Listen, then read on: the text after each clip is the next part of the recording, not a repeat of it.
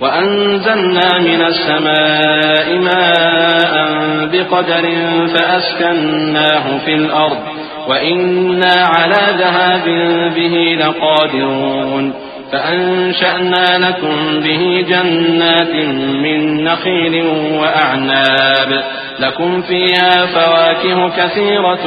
ومنها تأكلون وشجرة تخرج من طور سيناء تنبت بالدهن وصبغ للآكلين وإن لكم في الأنعام لعبرة نسقيكم مما في بطونها ولكم فيها منافع كثيرة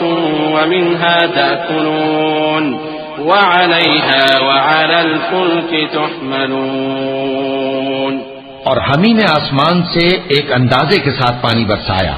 پھر اس کو زمین میں ٹھہرا دیا اور ہم اس کے نابود کر دینے پر بھی قادر ہیں۔ پھر ہم نے اس سے تمہارے لیے کھجوروں اور انگوروں کے باغ بنائے،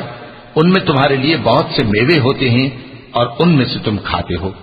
اور وہ درخت بھی ہم ہی نے پیدا کیا جو طور سینا کے دامن میں ہوتا ہے، یعنی زیتون کا درخت کہ کھانے کے لیے روغن اور سالن لیے ہوئے اگتا ہے۔ اور تمہارے لیے چوپایوں میں بھی عبرت ہے کہ جو ان کے پیٹوں میں ہے اس سے ہم تمہیں دودھ پلاتے ہیں، اور تمہارے لیے ان میں اور بھی بہت سے فائدے ہیں، اور بعض کو تم کھاتے بھی ہو، اور ان پر اور کشتیوں پر تم سواری بھی کرتے ہو۔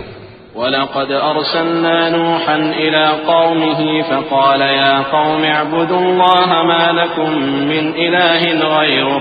أَفَلَا تَتَّقُونَ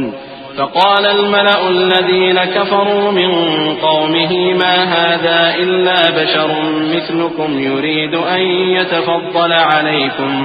ولو شاء الله لأنزل ملائكة ما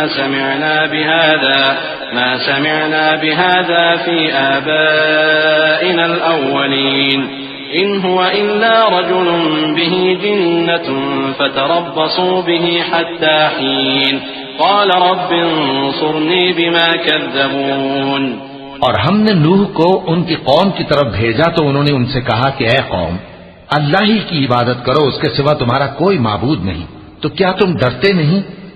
اس پر ان کی قوم کے سردار جو کافر تھے کہنے لگے کہ یہ تو تم ہی جیسا آدمی ہے، تم پر بڑائی حاصل کرنی چاہتا ہے، اور اگر اللہ چاہتا تو فرشتے اتار دیتا۔ ہم نے اپنے اگلے باپ دادا میں تو یہ بات کبھی سنی نہیں، اس آدمی کو تو دیوانگی کا عارضہ ہے، تو اس کے بارے میں کچھ مدت انتظار کرو۔ نوح نے کہا کہ پروردگار، انہوں نے مجھے جھٹلایا ہے، تو میری مدد کر۔